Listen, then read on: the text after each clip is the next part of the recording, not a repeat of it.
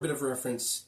This is Micah Talks History. I just delve into different historical concepts and things that interest me, things that I think might be interesting to some of you guys.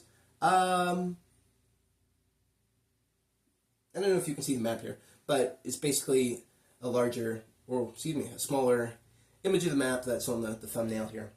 We're going to be talking today about Napoleon and exactly how he ended up banished off the coast of Africa when he's from France. Technically, he wasn't from France. He was from an island called Corsica and was born there in 1769. And he lived from 1769 to 1821. So let me just write that down. 1769, 1821. Napoleon Bonaparte.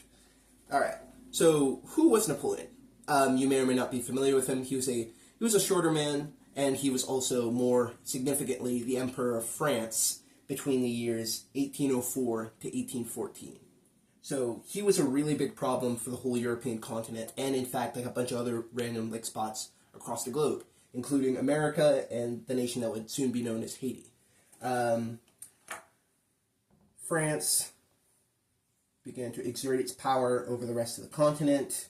They conquered a great swath of land, and attempted to conquer Russia, which might be what you're more familiar with about Napoleon, which he failed in that, but that doesn't mean that he was not a formidable opponent to the countries that he was facing. Let me just put a little F for France. Yeah, so France is essentially expanding across the European continent at this time, budding in across the world as well. And so the European countries that were in power at the time decided to form a coalition to stand against it. This included England, Spain, different other countries to the east, including Prussia, which would soon become Germany as we know it, Russia as well.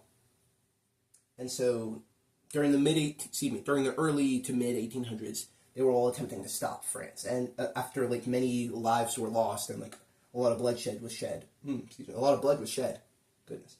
They eventually managed to stop Napoleon, put an end to his French Empire, and banish him to the island of Elba, which is right here. So I'll put a little E for island of Elba. So they sent him there, which is pretty close to what we now know as Italy. Italy wasn't a formal country at this point, and also the island of Corsica, where it's actually where he was from, so he's not technically from mainland France, if you want to say. But they sent him there, banished him there in 1814, after he was deposed from being emperor. So, yeah. Let's just say, long story short, they put him a little too close to France, and they gave him too much power on Elba. So he was still running things, and essentially still an emperor, if you want to say, but he was the emperor of Elba, specifically. So it's kind of weird, and they did this, again, I'll bring it up later, but they did this because they respected him, as opposed to simply, they admired the fact that he was able to get so far, given that he started off as a peasant on Corsica, and then, politically maneuvered his way all the way to becoming Emperor of France. So they respected him and everything, so they gave him some power there. Long story short, he manages to escape from Elba with a contingent of his guard that they allowed him to have on Elba for whatever reason. And he makes it back to France, and you'll never guess what he does. He starts back up the French Empire and crowns himself as emperor again in 1815.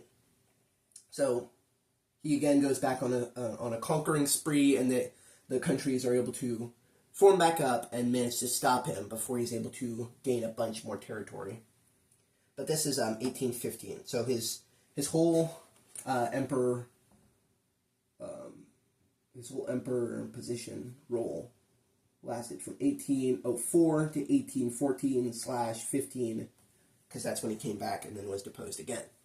So this time, instead of banishing him back to Elba, or an island relatively close to Europe, they realized he was far too dangerous to be kept around at that close a distance. So the British specifically ended up banishing him all the way south to the island of Saint Helene. So I'm going to put an SH And so they banished him to the island of St. Helene. It was off the coast of Africa. Let me see. Let me check my notes real quick. It's about 13 miles long and about 10 miles wide. So it's even smaller than Elba was. Yeah, and so they banished him there, and he was not able to escape from St. Helene. He also had like less control over like the island from there. But again, so why exactly did they, like, why not just kill him? Because they respected him, and like they were the nations at power at the time were pretty impressed by what he was able to do, given where he started from, like being a peasant and everything. So that's basically the long and short of it, or it's just the short of it, more realistically. But that is how Napoleon ended up many miles south of France on a small island off the coast of Africa. And again, I'll say he never escaped. He never escaped from this island because they kept him under a close watch. Now he's like a prisoner, but not exactly the Emperor of St. Helene even. Yeah. So what have we learned today? We've learned a little bit about Napoleon. We learned his birth year, 1769, 1821. Learned how long he was emperor for, 1804 to 1814/15. Learned a little bit about what he was able to do. Over there. Yeah. So, thanks for watching. Check out another video if you'd like, or just be about on your way. Yeah. Till next time.